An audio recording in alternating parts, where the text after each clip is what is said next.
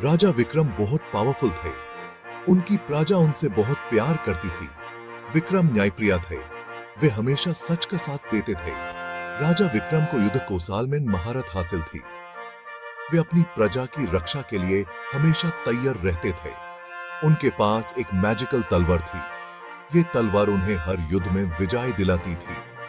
राजा विक्रम दयालु भी थे। वे गरीबों और जरूरतमंदों की मदद करते थे। उनकी वीरता और उदारता के किस्से दूर दूर तक प्रसिद्ध थे। सभी जानते थे कि राजा विक्रम एक महान राजा हैं।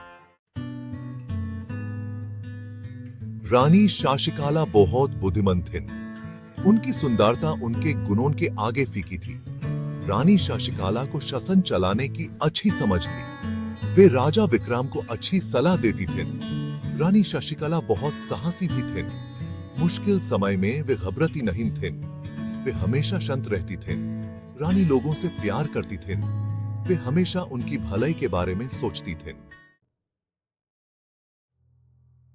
एक क्रूर राजा था, दुर्योधन। वो बहुत लालची था। दुर्योधन दूसरे राज्यों पर कब्जा करना चाहता था। उसने राजा विक्रम के स्टेट पर अटैक कर दिया। दुर्योधन की सेना बहुत बड़ी और भयंकर थी। राजा विक्रम को युद्ध की खबर मिली। वे चिंता में पड़ गए। उन्होंने अपनी सेना को तैयार करने का ऑर्डर दिया। रानी शशिकला ने उनका हौसला बढ़ाया। युद्ध शुरू हो गया। दोनों तरफ से ब्रेवरी से लड़ाई हुई। खून की नदियां बहने लगी। राजा विक्रम अपनी मैजिकल तलवार से एनिमीज को मार रहे थे। रानी शशिकला भी अपनी चतुराई से युद्ध लड़ रही थीं। उनके करेज को देखकर उनकी सेना का हौसला और बढ़ गया। राजा और रानी ने मिलकर एनिमीज का डटकर सामना किया। अंत में राजा विक्रम और रानी शशिकला की विक्ट्री हुई। दुर्योधन हार गया। प्रजा बहुत खुश हुई। उन्होंने अपने राजा और रानी का स्वागत फूलों से किया। राजा विक्रम ने दुर्योधन को माफ कर दिया।